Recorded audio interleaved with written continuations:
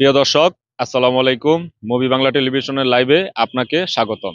এই মুহূর্তে আমি অবস্থান করছি গাজীপুর জেলার কালিয়াকৈর উপজেলার চন্দ্র এলাকায়। দর্শক, আমার পিছনে যে বনটি আপনারা দেখতে পাচ্ছেন, এটি একটি সংরক্ষিত বন, কিন্তু বর্তমানে এটি পরিণত হয়েছে এক ভয়াবহ ময়লার বাগারে।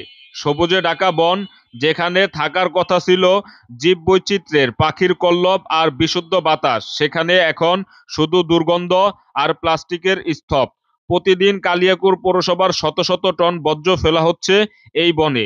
এই বিষয়ে আমি স্থানীয় বাসিন্দাদের সাথে কথা বলে দেখেছি, এই বনে আগে অনেক পাখি ছিল, এখন শুধু ময়লার গন্ধ আর ধোঁয়া।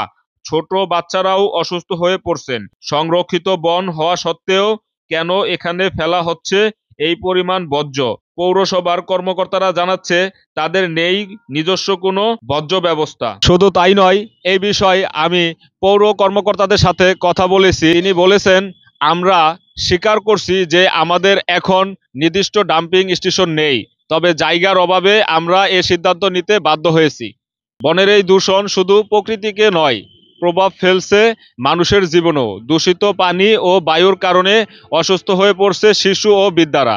এই ধরনের বর্জ্য ব্যবস্থাপনা শুধু অবৈজ্ঞানিক নয়, এটা পরিবেশ হত্যার শামিল। জরুরি ভিত্তিতে বিকল্প বর্জ্য ব্যবস্থাপনার ব্যবস্থা নিতে হবে। এই বন আবার ফিরে পেতে পারে তার আগের প্রাণবদ্ধ রূপ। শুধু চায় সচেতনতা, টেকসই পরিকল্পনা আর দায়িত্বশীল পদক্ষেপ। এলাকাবাসী দাবি জানাচ্ছেন দ্রুত যেন নেওয়া হয় কার্যকর ব্যবস্থা।